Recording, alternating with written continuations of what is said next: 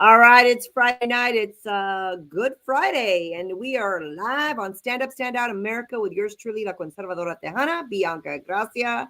Today, I have a special guest, my sister, my partner in crime out in New York, and I have Rosangel Perez from the Cafecito Break coming live all the way from New York.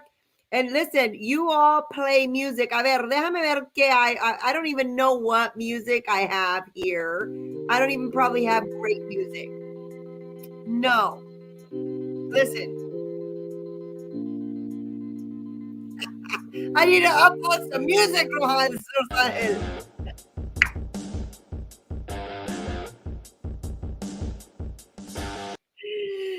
This is crazy. I don't. I normally I need to upload some music like you girls play.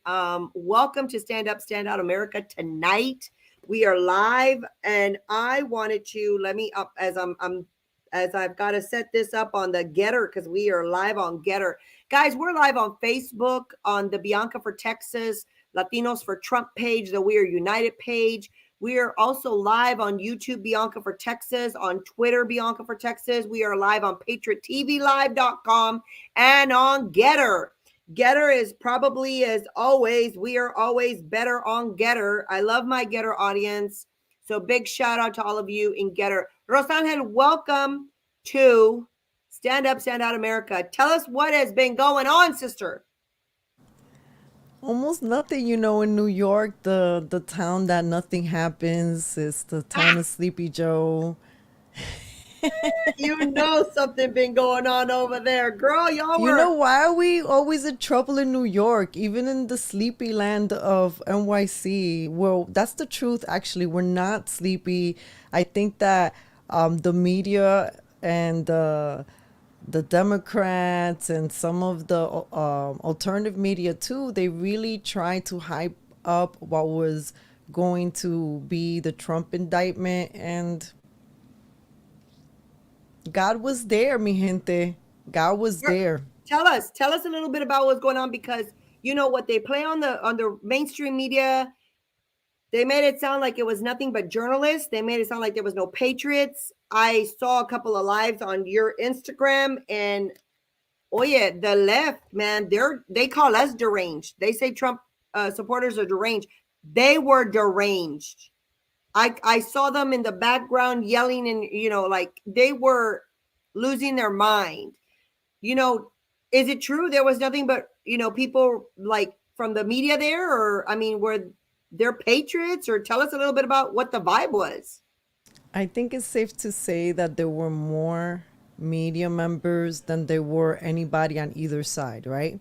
It Okay. was swarming with mainstream media and then alternative media, and that was Mm-hmm. so exciting to for someone like me in New York City to see all that.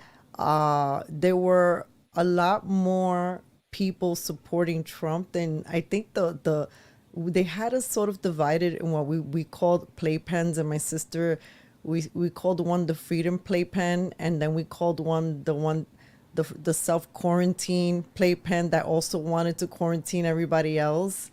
But I think also the police try to sort of keep a divide. The people just in terms of optics, and we know what it's like to go to a protest, and we also know that if people have pre-printed signs, then that means that somebody paid for them. Yeah. Yeah. And so what you did notice in just in terms of optics from the other side is that there were absolutely whatsoever not one American flag. Like you, I'm one, and that's surprising, right? What? Like you can be no, I'm sorry, on the side that was anti-Trump. Excuse Oh, me, I okay. misspoke. Excuse me, I Okay. misspoke. Oh, okay. I was going to say that there was, okay. So there was no On the American side of flag on the the of opposite end. yes, there was Yeah. no like flags at all. There were rainbow flags, but that was it, right? And then there was pre-printed signs.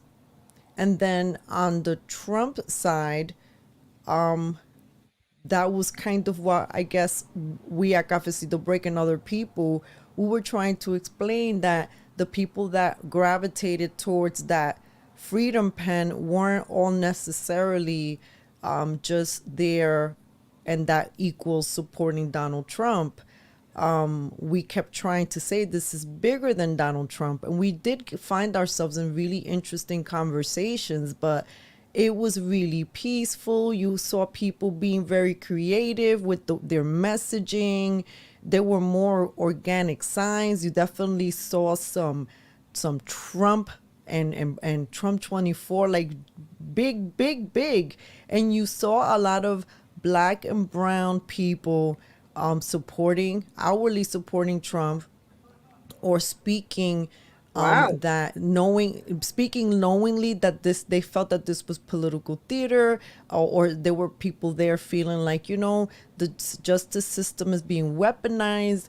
We have so many people that have been victims of this weaponization on the other side, and we don't like the way our money is being spent. So there's a lot of people that were there for Mhm. different reasons, Yeah. also trying to show or take advantage of the fact that there was so much media to get across other things, such as Cafecito Break. We had a little sign that said, "Do not be distracted," border crisis, quarantine camps. I forgot what else that we put. But then we put Latinos for America first, because then, I saw that. nosotros estamos ahí. I want to show your I'm going to share here. Hang on. Bear with me. All righty, let's see here. Can you see it? Yes, I Uh can. you can see it? Okay, good, good. Okay, hold on. I'm going to see. Okay, no, it's doing the right thing. Okay. So let me go and let's see. It looks like here's a video. Well, Pero Ra, what are you feeling? How are you feeling this rally today? We are rallying here for El Presidente, Which one? Trumpy. So this is Voting fat. interesting. There's like a division. Yes. Like there's a wall over here. And I there's guess a, this is a the battle of the borders there's a happening over battle of here. the borders happening. We're going to try to give you a little bit. As you can see, all the red, white, and blue flags on this side are mostly pro-Trump, I pro-America. guess we didn't realize that we auto segregated ourselves, and there was mostly pro-Trump on this camp. So we'll turn around. And then when you go to that side, Then on this side, it's basically anything anti-Trump, anti-Republican, anti-red, anti-conservative. It's really a real different combination of different issues. that's very interesting. The division, Border you know, wars. it was like, oh yeah, like walls all over everywhere. That's very interesting. What a dynamic. Hold on, I'm going to go and show some of y'all's pictures. Tell us a little bit about this picture. I I like that. love Do this. not be distracted. There it is. I do not be distracted. Border crisis, quarantine camps, banks Banks collapsing. collapsing. Yeah, I love that. I love that. Tell me a little bit about that picture right there. Who were those people? These are OG activists. Wow. OG. I like that. Yeah. So they've been around And for a like, while, and then from different parts, Dion, who is the first person you see in black, right? he's also a part of Blexit New York. Oh, okay. Yeah, But yeah. he's really involved. I think he's a county committee man. Does that make sense? Yes, it Yes. does. He's part And of the he's in the TV. Bronx. He Yeah. represents Okay. Bronx. And then Wonderful. the other gentleman, oh my God, he's been in so much press. He's been a big supporter. He's a really big supporter about education. Like, one of the things that he was raising awareness about was the way Asians were being discriminated in education, and thrown, and like in disregarded over to accommodate maybe another person, Mm-hmm. and they lost a lot of like seats that they were preparing for all their lives, like that type of stuff. And so he's definitely on the ground, and he was a really big Zeldin supporter, and he's there he was there with a huge Trump flag, but he's also gone viral too several times for calling out politicians through their faces, like, Wow. hey, you're a Democrat, you said that you were gonna be blah blah blah blah blah, but how come, or that you support the people, but how come when this bodeguero got in trouble, got assaulted in his own shop, and he defended himself, he's the one that ended up in jail. Make that make What's his sense? name? ¿Cómo se llama? David Rem. Okay, David Rem. Is he on Instagram as well? People can follow him. He yeah, well, he's not on Instagram. He's Okay. on Twitter. Twitter. Okay. All right. Well, And then the note first that. gentleman se llama Dion Powell. Okay. Se me olvida cómo se llama la señora, that, that's my sister holding the I sign. see your sister. Yes. And then, okay. And so, and the So señora, what's she's cool? been around? And then the other lady también, like Yeah. OG activist. And then we have a little video in which we talk about the one, if you page up a little bit, Look, there. I love this. There you are. I love it. so there's a video with the man in Hold red, on, so I'm you could coming. see yeah, that one, the one in red. Right here. Right here. Yeah. Click that and you Not could just feel the love. bad-mouthing any states. I'm just saying, my pulse is on New York. I live and bleed New York City. I know what's going on, and this clown Alvin Bragg's got to go today. Have you ever been to a protest like this before? Or is this your first time? Oh, No. We've been here fighting Bragg for months. we've been doing this for a long time. We're Jose better. Alba, All of these the people here are bodega better. owner, was stabbed defending his bodega, and the cops arrested him. However, the girlfriend of the guy that he stabbed did not get locked up. She stabbed Jose Alba, didn't get locked up. Jose Alba was in Rikers with an infected stab wound because of that man. We were in these streets, blacks, Latinos, Asians, fighting to get Jose Alba off the island back to the city. Kathy Holtz, come on, fire this clown already. Fire him. Hold on. I want to go back. Dion said, we've been out here, blacks, Hispanics, and Asians. Oh, so they tell us that, that blacks, Hispanics, and Asians are not conservative. Minorities are supposed to be Democrat. So you're telling me that there is a minority movement in New York of conservatives. Yeah, there's been. It's just they don't get covered, obviously. And then there's this conundrum because the community members that maybe are our friends or allies, if they don't participate in politics, or they feel like politics is a waste of time, there is no support, and there's also no verbal support. Like, I cannot tell you how often my sister and I get that from our inner circle, like, oh, I just, I don't really waste my time in politics. I'm like, and this is why things are the way they are. What do you Right. think is moving everything? Politics. Yeah. So people are just uneducated right now. So there is a beautiful active movement. I mean, what's amazing in what we were calling the Freedom Pen is that it was dominated by just this beautiful kaleidoscope of colors and ages, Hasidic Jews, Asian people. Amazing. There was a woman playing a saxophone. There were students. It was just really beautiful, and it was peaceful. I mean, listen how crazy it was. We had a little naughty agitator that was in the wokey Naughty, pokey. naughty. I Yeah. like these words. Naughty, naughty. The naughty agitator, he was in the quarantine playpen, and all of a sudden we found him roaming around in ours, right? Not that we really have, I'm just being sarcastic. And we were like, Right. what are you doing over here? He's like, oh, Right. it's more peaceful over here. Oh my God. He admits that we're more peaceful on our end. We got our friend Heidi saying, she doesn't like when people say that all of New Yorkers are liberals, libtards, she says.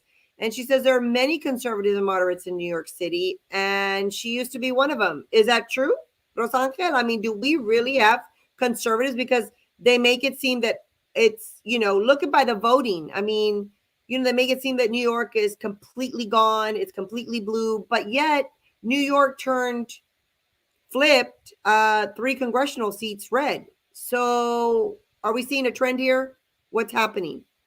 Listen, right here. These two gentlemen were very active in the Zeldin. They were with Zeldin everywhere all over the city, and big support. And there were, like I said, there were Democrats that are have thrown their support not only to Zeldin back then, but also just towards the Republican parties, and also their asking their Democratic colleagues, like, what is going on?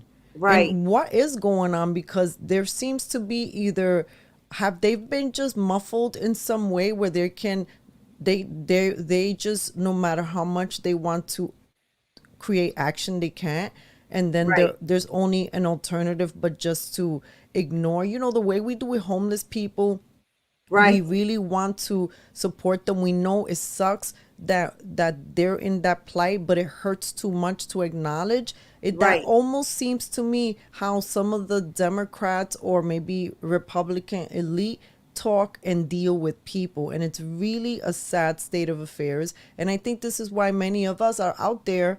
This is what I'm trying to communicate, and my sister and I are trying to communicate to through Cafecito Break, like, hey, we really all want to be doing different things, but there is a political awakening happening, and we all need to be a part of it. We don't need to be out on the streets, but let's support the people that have completely shifted their entire livelihoods because they looked around and saw that they're the only person in the community doing and thinking about different ideas to help shift and change the current state that we're in, because it's really sad and it's not contributing to building dreams, building wealth, and building community. Right. Well, I want to tell you that back in 2016, we had a very huge Latinos for Trump movement in New York. New York was actually one of the, hot spots. It was California, it was here in Texas, it was Florida and New York. That's where we saw the massive explosion of Latinos supporting Trump. So they were always in front of Trump Tower. They were always having rallies, marches, waving flags.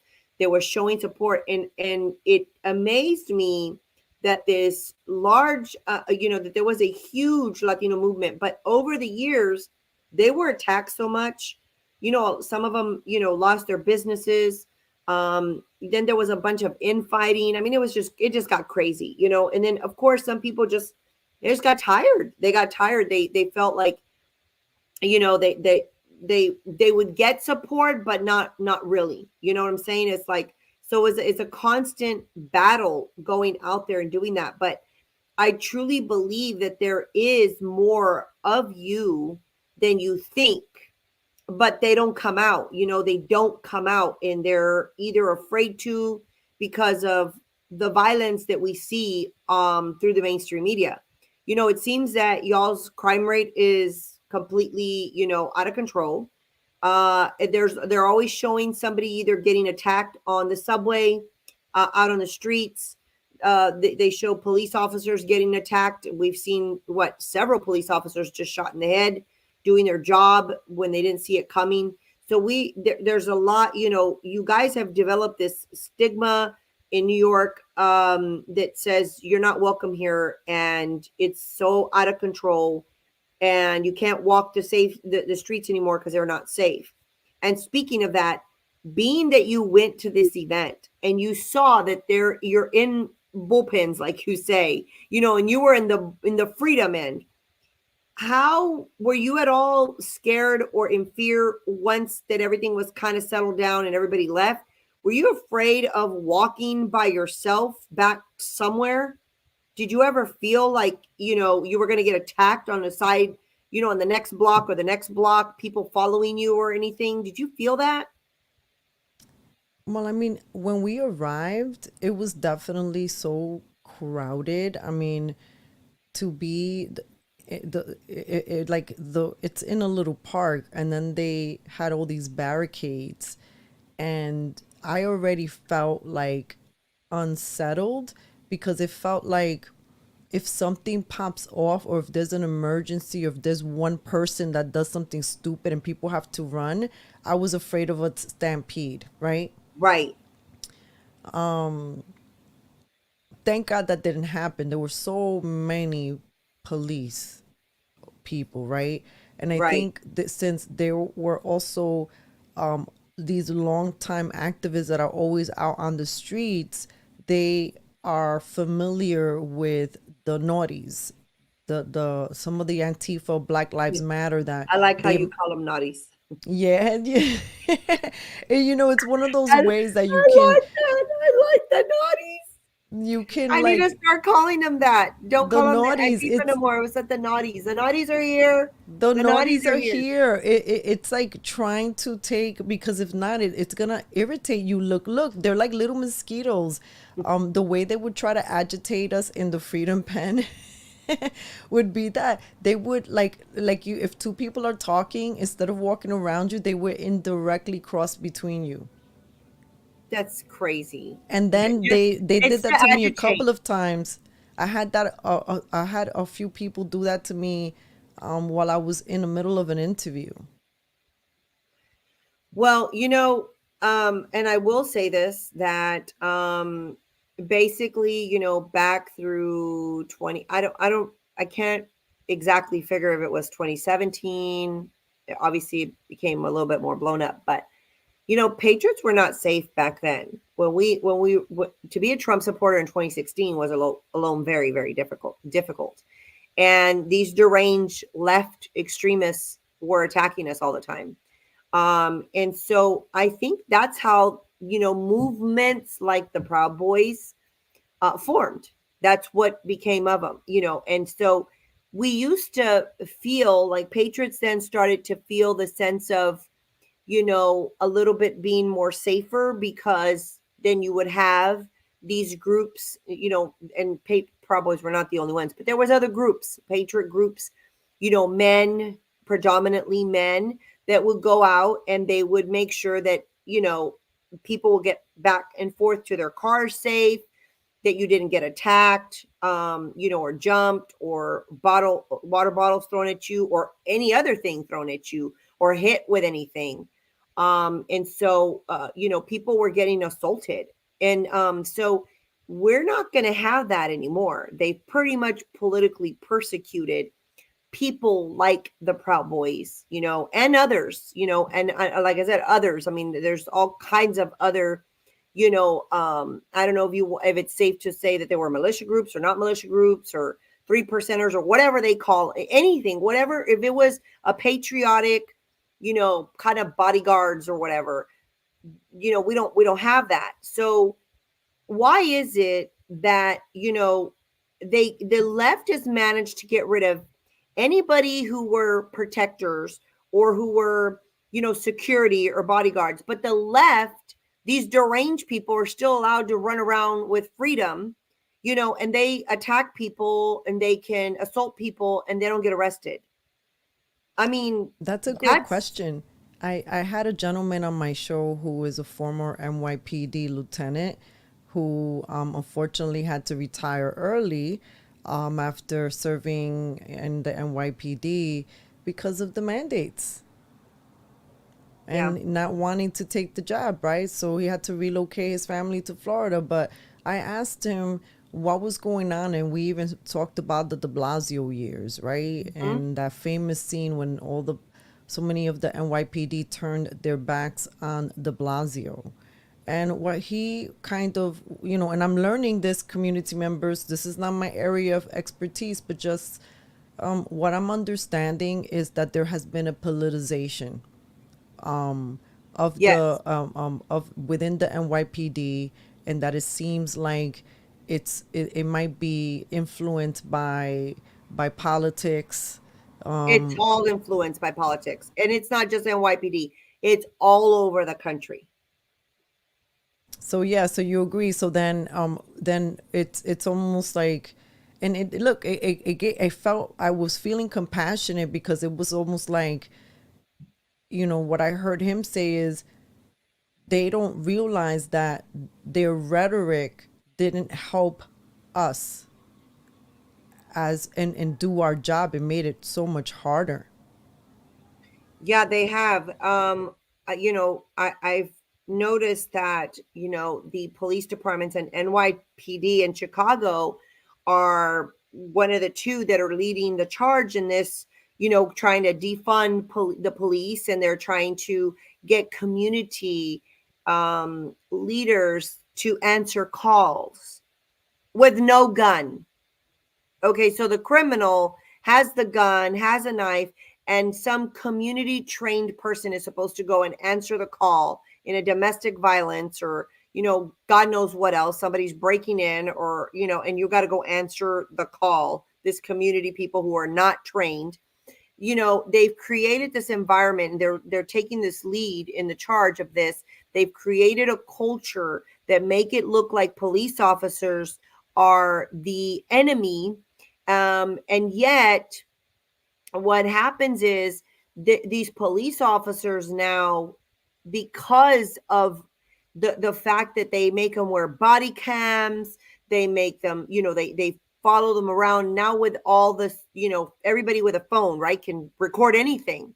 So they can totally record 3 seconds of something, and then they didn't really show the whole story, and then they just paint the police officer as some evil doer, racist, discriminative, or whatever, police brutality. They try to, and what happens is, especially these young guys, when they're police officers, the young guys now are going to be, there's a fear being created, so they can't do their job because they got to worry about, oh wait, they got to think before they just react, because they could be fired, they could be politically persecuted, they could be, pretty much the system comes after them.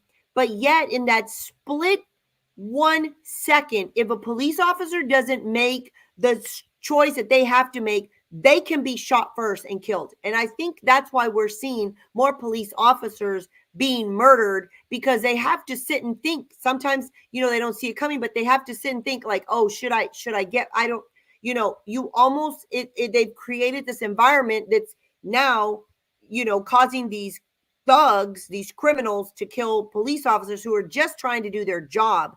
They're not all perfect, but that's why they have training. They have to have so many hours of training per month, per year. They have to have training. They're always in training. You can't just run around. You just don't go to the academy and they just let you loose and you never train again. They have to have training, but they've created this culture and turned police forces around the country as the enemies. And so, it's going to be very, very interesting coming into 2024 with a political climate, now, and patriots just trying to go out and, whether you want to just go and show support somewhere, whether you want to go and hear someone speak, it's going to be really, really tough without having to the fear that you're going to get attacked. So that's why I Well, wanted to ask you. I mean, were you, well, no, you've made such great points because I will say this, that I felt a lot safer with knowing that there was NYPD there, right? right? I felt good that there were longtime activists that were able to even approach the NYPD and say, "Hey, that's such and such. Maybe you might want to keep an eye on," right? Right. I felt good that I'm trying to see. Yeah, I shared more videos on my podcast. I know I'm gonna play another one here, but no, keep your thought process on that. Well, In yeah, well, just to with the say it's public NYPD, there safety. everybody was really friendly. I felt grounded in their presence. To be quite honest, I felt like more relaxed to be able to do my job as a content creator and interview people, because that I was less worried that somebody would go attack me. But there were these little people, these not these little people, there were some people that were just, rage screaming, but that was Oh, it. I heard him. Yeah, like Savannah has a video that she shared where they were like, you know, all over her. They were banging bells around her. They put a tambourine in front of her face between the camera. She was reporting in her microphone. They were swishing like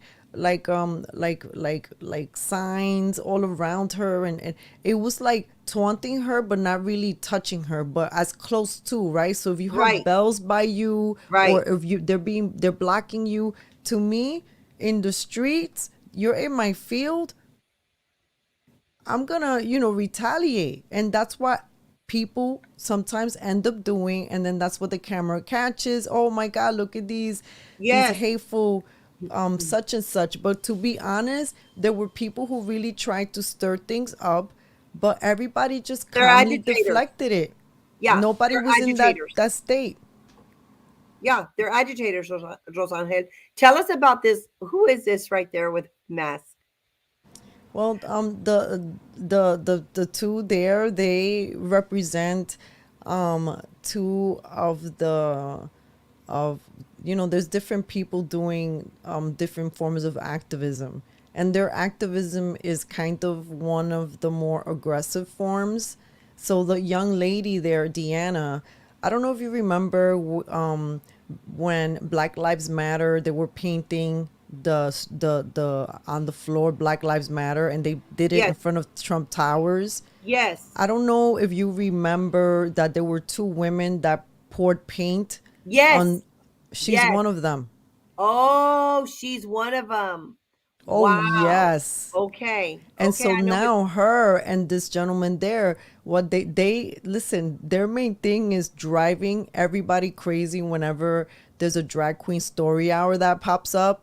So you've seen them, like Yes. Alex Stein was around them several times, but it's Right. them really being the squeaky wheels all over New York City for drag queen story hours. But they're Ah. not. They're like humble people in the street. They're not trying to get any camera FaceTime. They're more Yeah. Yeah. about, we don't like this grooming that's happening. If you're an Right. adult, do you? Yes. They have plenty members in their own group that are from the LGBTQ community, Right. may consider themselves trans, but they are all in agreement. We draw the line with grooming our With the children, children. with Yeah. drag queens being around the kids, Yep. and everything else that goes along with. No, no, you're right. You're right. So there's another video here that I wanted to play. I know I interrupted the other one, but there's, I believe, this one. Well, we're here because we know that this is political theater. First of all, an indictment is not an arrest. I want people to be clear that it just means that it's just a formal accusation. They're accusing him of having an affair with Stormy Daniels and campaign finance, but meanwhile, there's a letter from Stormy Daniels admitting that there was never an affair. Cohen's attorney even admitted that Trump never gave him any hush money. So this is just political bias. And even if Trump had an affair with her, you cannot indict anyone for having an affair. That's just the facts. Even the Federal Elections Commission, which deals with campaign finance, they even said that there's no crime there. So these people are protesting like on the other side because they don't know their facts. They don't do their research. They don't do reading. They don't know anything. So that's all I got to say, and thank you. Thank you. God bless you. God bless you. Well, we That's an educated person. We got some OGs. He's another OG activist. He's been wa- out there in the street for, I don't know how many years, but I've known him for about 2. Wow, that's that. But that was just common sense. He educated himself and had common sense. I was reading this. There was an Antifa page.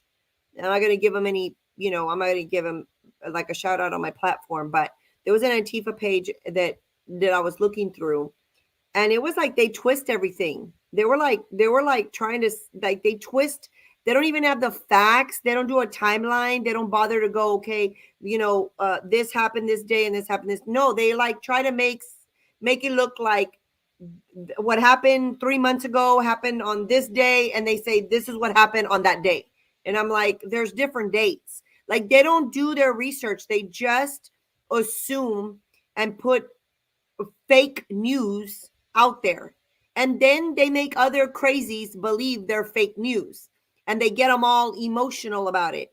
And, you know, I mean, listen, to each their own about their, fake news, right? You have the freedom of speech.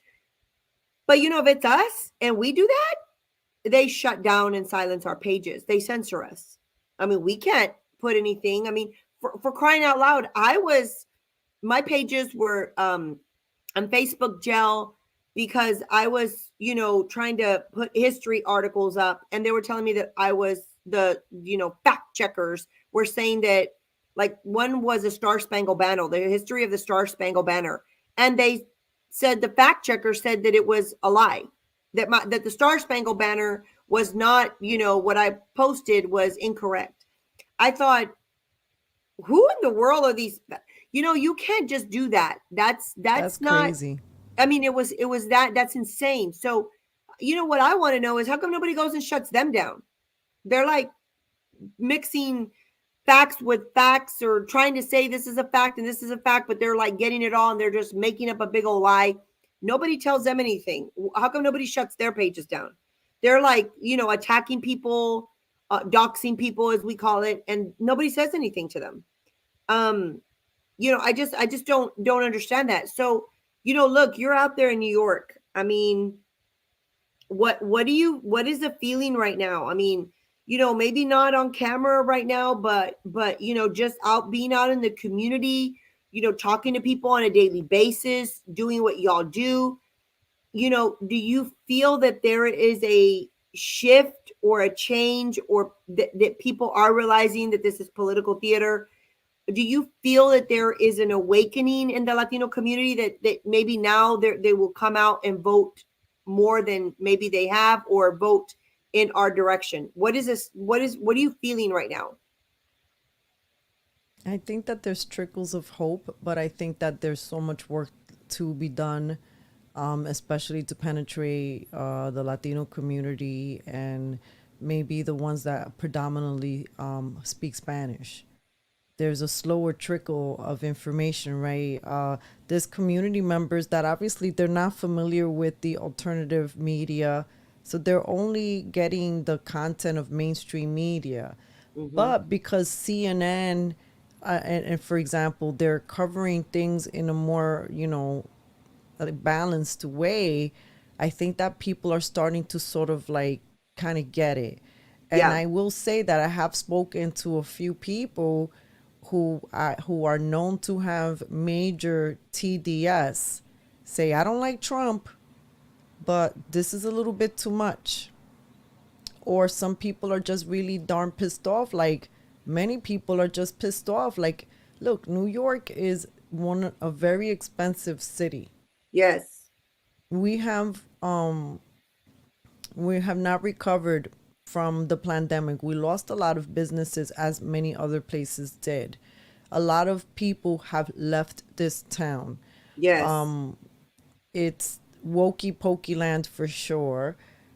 There's shenanigans that are happening. We keep Wokey seeing pokey. I'm gonna have to take these wokey pokey, the naughty kids, the freedom pin. I have to take all these like little. I think that's what the left is so good at, right? They change all the words and and say this means this. I'm gonna start saying that. I love that. Keep going. I just have to. This cracks me up. The hokey pokey and the oh I no, love what the it. hokey pokey is Mark Fern why he calls it the jabby, but I call them the wokey pokies. The wokey pokies, the wokey. I love it. The I love it. I'm wokies. sorry. I just had to.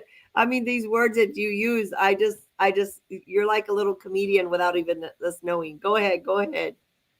It's you because look when you do this work, haven't you noticed that some people get very irate Oh, trying all the time.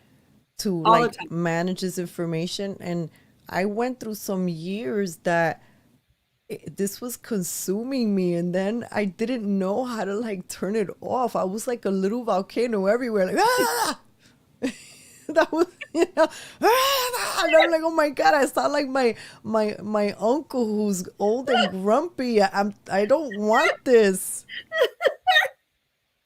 Oh my God. So you had to find, I know sometimes, that's the thing. You have to find humor and laugh at and just make yourself laugh at stuff because this political kabuki theater can really do a toll on you. Literally. So you gotta like learn to live and balance everything out. So but But yeah, there's but also no, another little secret I haven't shared with you.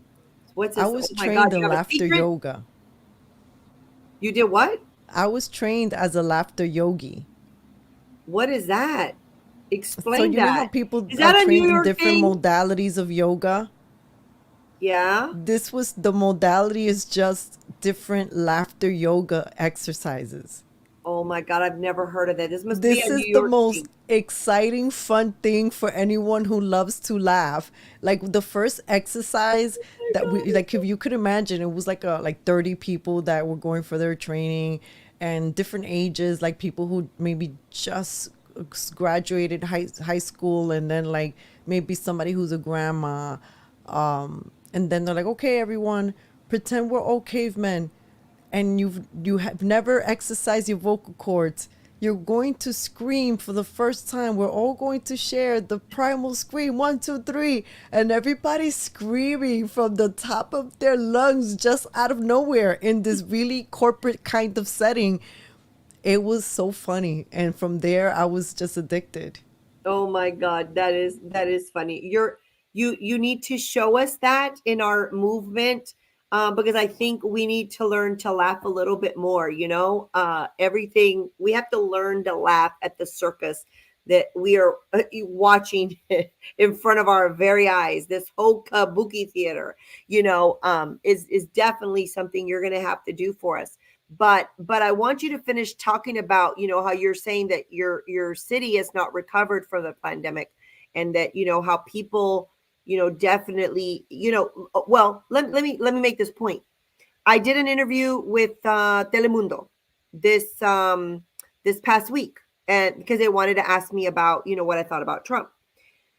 And I wonder if I can actually find it. But anyway, so they were interviewing. Of course, they get somebody from the left with somebody from the right, and then they did street interviews. Telemundo did, and they went up to these two guys, these two men. They were definitely laborers, workers. Um, Probably not, they definitely were not like college or anything, but they're just workers, right? They're nuestra gente. They're hardworking men, right? And they went and they asked him a question, and they said, hey, what do you think about this Trump thing? And do you think that it's do you think it's political with his indictment? And the guy was like, actually, yeah, yes. He had this very heavy accent. And he says, I do. I think it's politically, pues sí, I think it's politically, definitely something very like a political persecution. And they were like, I don't think they were kind of surprised by his answer. And he said this, he said, well, all I know is that when the other guy, when Trump, he said, when Trump was in office, I know that we had lower gas, our groceries weren't high.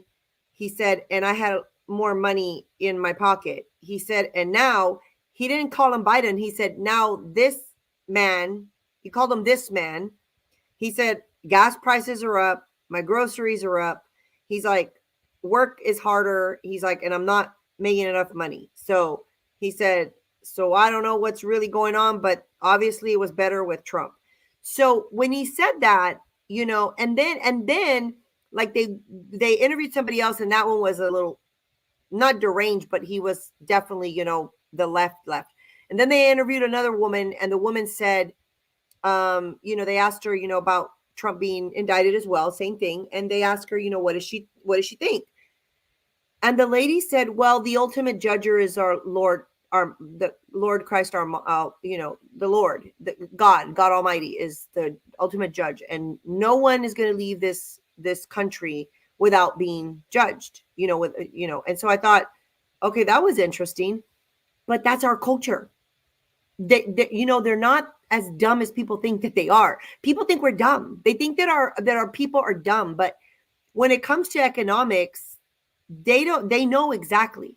So like I don't think the lady was trying to say that Trump was going to be, that he was guilty. She wasn't trying to say that. I think she was trying to say that the whole thing, it didn't matter, that at the end she's saying no one leaves this country, no one will leave this dirt without being judged by God Almighty. So she made it a very good point, and I was like, wow. And but I went back and I thought, this man that said, when he made the correlation between the economic difference between Trump and this man, that made me have hope in our community, Rosangel, that people really, they're awake. They're not woke, they're awake to what's happening, and they know the difference. They're not as dumb as people think. So I think there is a definite awakening of Latinos out there. And so we're going to need New York to really, get activated again, because look, Jesse Holguin with Lexit in California, I mean, they're pounding the ground in California, and he's growing and growing and growing within a movement of the Latino, Lexit, the Latino exit. So he's doing really, really good. He's come a long way, and we see it. So there is definitely an awakening. Texas, well, we voted 10% more this last 2022. Latinos voted 10% more conservative than they have ever in the past. Look at Florida. DeSantis got 57% of the Latino vote. So, Rosangel, so I'm thinking, our Latinos are going to be, I keep saying this. I know I've said it to you. We're going to be the game changers, history makers. I agree. And I think this is why there was so many of us there that day. And when you see more video, and I have more video, and there's other people that have posted more video, you just see a kaleidoscope of, like I said, this diversity of people and faces and perspective, all pretty much kind of coalescing with, like, let's just leave people alone. This doesn't feel like America. What the hell is going on? Why do we have so much crime? Why is our money misspent? Why is so much money going to Ukraine? I mean, these activists are focusing on different things, and we have to focus on different things. There's so much to focus on. Yeah. But one thing that I wanted to mention is that, Mayor Eric Adams, he tried to grandstand. He's like, if you're coming to my city, I don't know if you saw that. I'm paraphrasing. I'm being, a little bit facetious. Like, but pretty much he was like, you better behave. And then he also called out Marjorie Taylor Greene. But when Marjorie Taylor Greene arrived at the site, that was the moment in which we worried for her, because the mob did encircle her, the media too, but people were like getting like crazy, like naughty to like the 10th power, where she and her people, they just had to rush her off the scene, because it just seemed like her presence there was going to escalate potentially the wokey pokies into something that could be violent. Yeah. They want that to happen. And so that's disappointing, but that came from that side, not anyone that was on the Freedom Pen. Right. Of course not. Our side has never been violent. We've never been violent. This whole J6 thing, we've never been violent. We're not violent. We've never been violent on our end. Never. Since 2016, we've never been violent. Our side has always been, they love this country. They want what's best for this country, and they're never violent. It's nonsense. It's nonsense with what we're seeing. I know right now I'm really outraged with, I want to ask you if you followed what happened, what is it, yesterday in Tennessee? Was it yesterday or the day before? They kicked out the congressman or the representative, the House rep. They kicked out 3 House reps. They removed them from the chambers because they didn't follow protocol. They didn't follow the rules. But they're turning it into, racism. They're turning it into, they incited violence. They had this mob of people. And I'm really outraged because why are they not being called insurrectionists? They're not being called domestic, domestic terrorists. They're not being, they caused an insurrection. They didn't have guns either. Just like, our side didn't have guns at J6. So, at the Capitol on January 6th.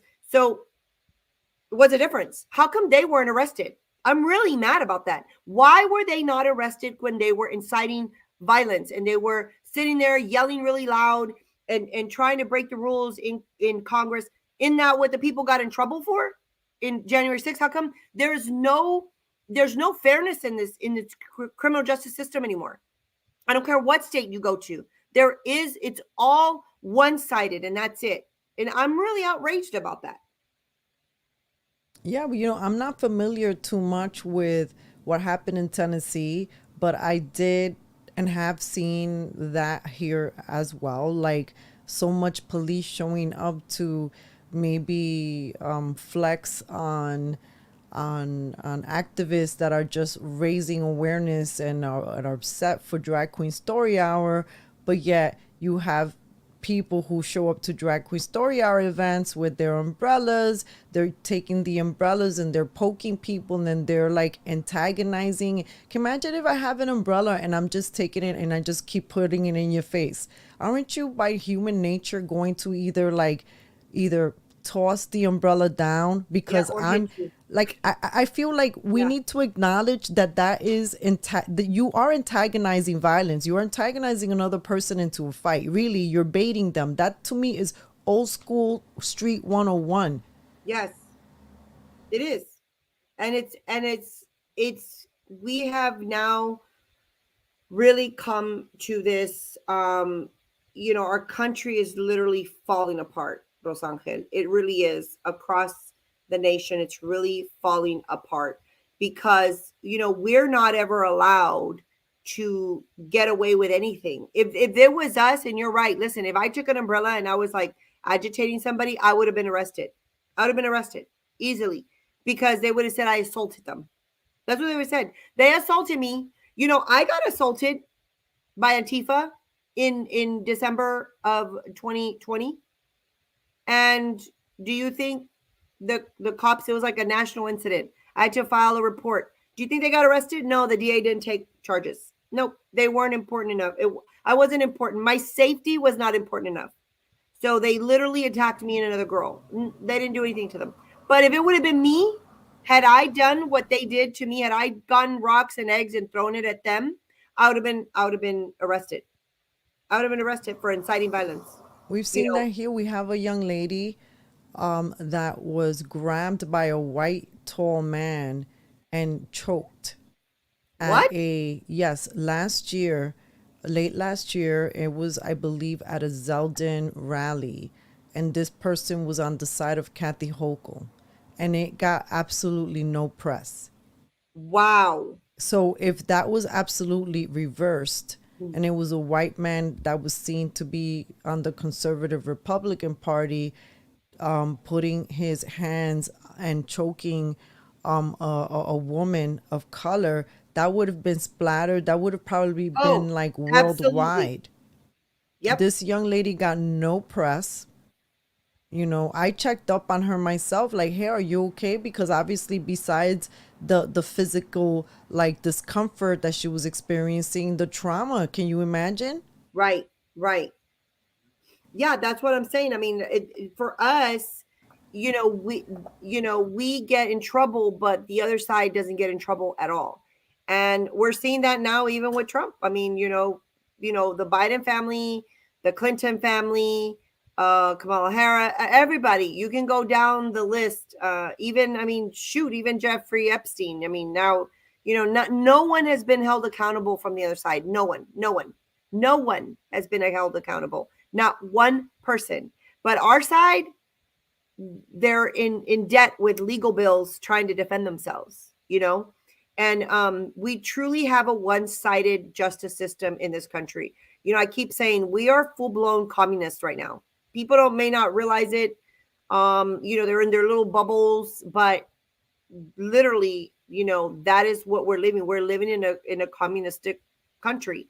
And now with the with China, Russia, Brazil, and some of these other countries that are all coming together, what is it, Africa as well. It's interesting, Africa, they're all joining forces to devaluate, the dollar bill. They're going to now accept another, they're coming up with their own money, and so they're literally trying to crush us economically. I find it very interesting. I made a point this week, Rosangel, is that we sent Ukraine money again. I think this is the fourth time we sent money. And I saw this week that Obama is moving to Kenya, and Africa is now going to have their own money system that's not the dollar. You know what I really think? I think these Democrats have been funneling the money to Ukraine, and they're going to leave the country. While our country collapse, the ones responsible are going to flee the country. They're going to go live in another country, and they have funneled money to live off of, to be rich, to Ukraine. And Ukraine is they're probably, somehow they are funneling the money through Ukraine. That's what I really, really believe, Rosangel. That's what I really believe. Now seeing that Obama's moving to Kenya. I mean, look, they can't be stupid, because if you're reading the tea leaves, you know that people are waking up that they've been duped over the vaccine. Yep. Yep. And a lot of people are still receiving the effects from it.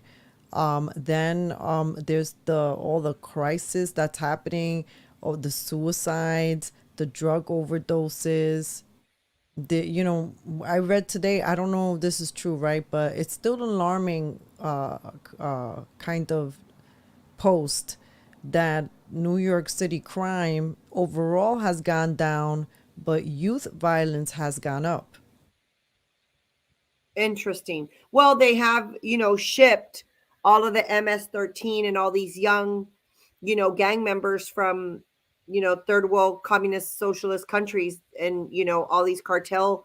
They have pretty much sent these unaccompanied minors over to New York. So they're running the dope, is what they're doing. They're running, all the dope, and they're trying to take over territories. And they're the ones that, probably now they're dealing the fentanyl, and that's what's going on right now in the country. I'm really mad today.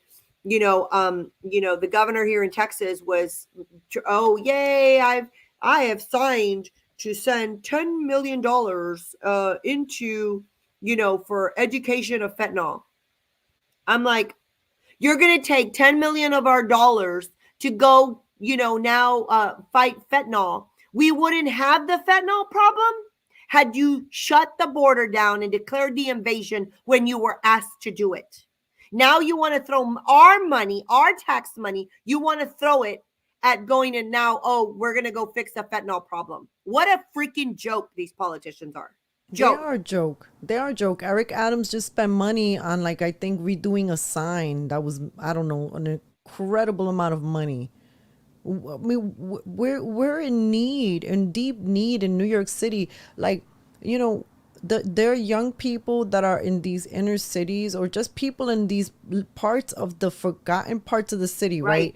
Because Right. I have a pet peeve. Sometimes I listen in on the Twitter spaces, and you have all Right. these people who are like, I live in New York City and crime is not that bad. Well, you may not be taking the trains I'm taking. Yeah. They're And probably listen, I live in a good neighborhood, but I still see the people creeping, looking around, casing the stuff. All of a sudden, they following around who's going food shopping. What does that mean? That person's probably carrying, like, people, come on, like, mi gente, everybody listening, this is a time as, like, it's gonna be more chaotic, I believe, with the money situation.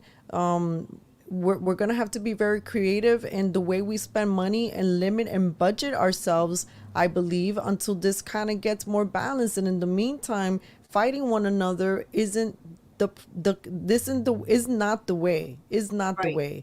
Right. Because I feel like that's what they want. They want that distraction, they want that division to keep us from not really thinking or actually sort of like figuring out the real mess that we're in, because it's not just the remnants of whatever the pandemic did, it's also everything else. It's what's happening at the border, is what's happening with our youth, it's the law enforcement seeing being blinded completely, like towards one direction only, and it makes no sense. And then I don't understand this fixation with grown men. Why do grown men who dress in drag want to be around young people? I don't really think it's them. I think it's an agenda that's creating these budgets and Yeah. allowing this, Yeah. because it's not the people. And we want to always let people know, like,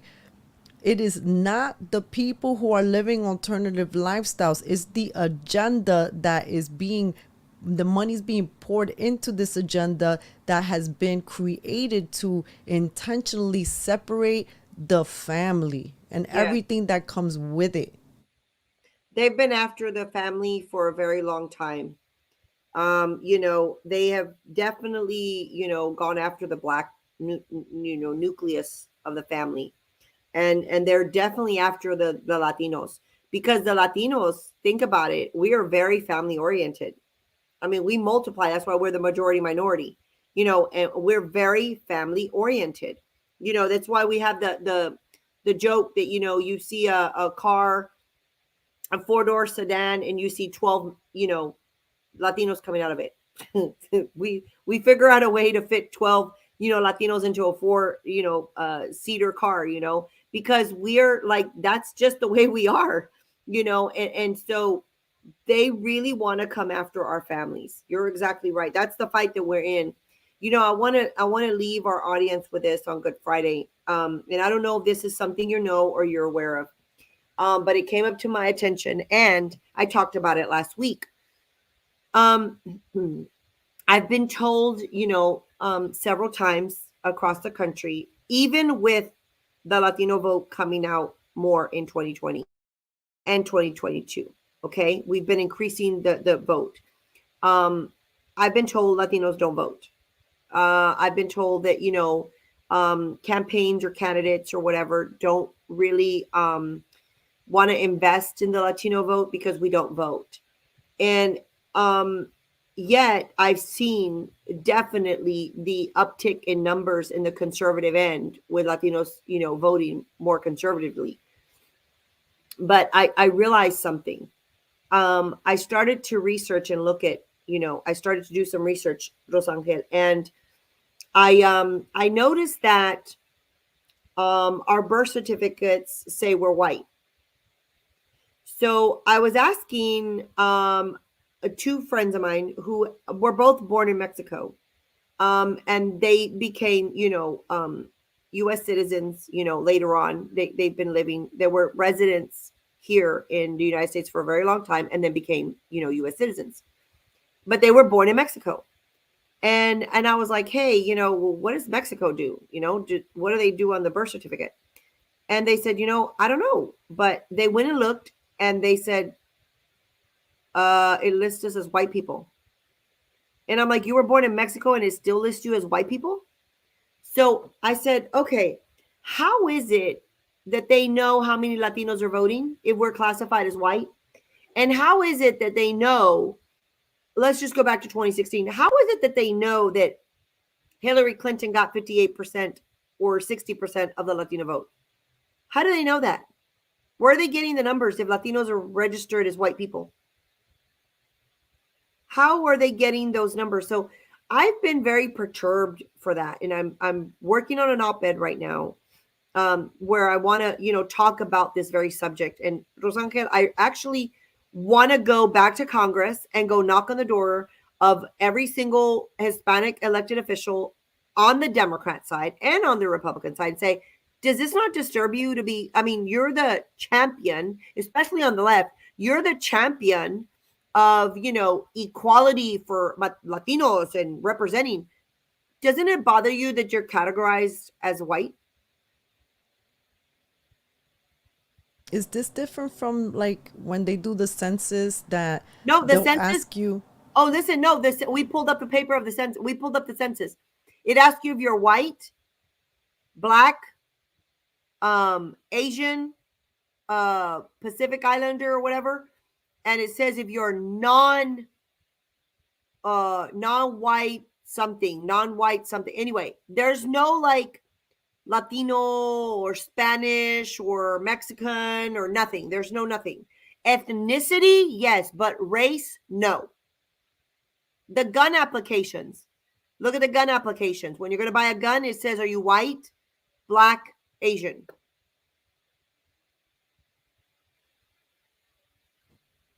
No, that has always been a confusion point, and then when I've heard people get into debates, then they're like, well, you Latinos, you all neglect that you're part black because you all put that you're white on the on your documents, but it's kind of weird, like, yeah, it's hard. It's hard. That category is hard, and I don't know.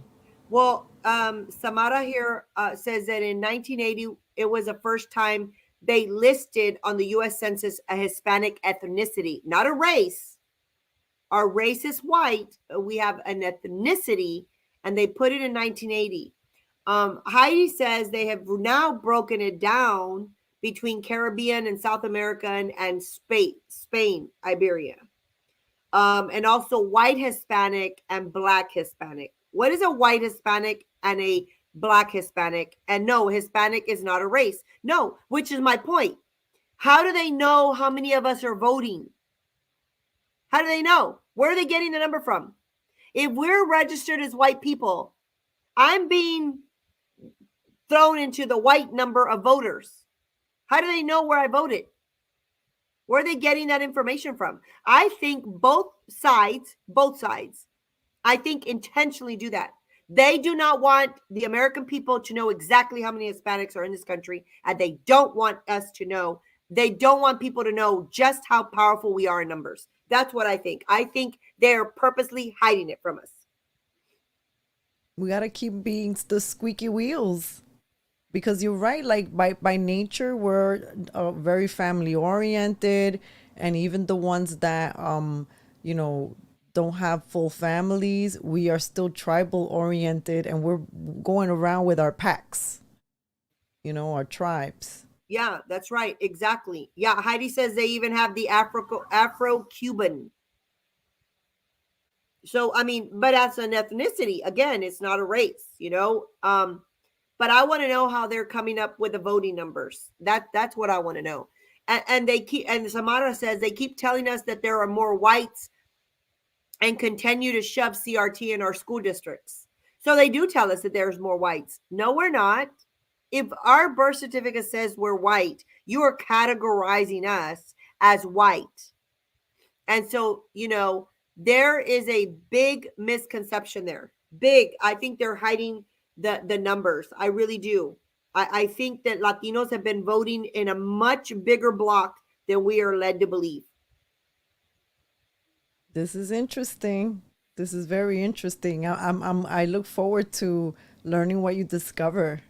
Yeah, we're doing the research right now. We're trying to put something together. So definitely, I definitely, want to, of course, no one's going to want to no mainstream media is going to want to cover it.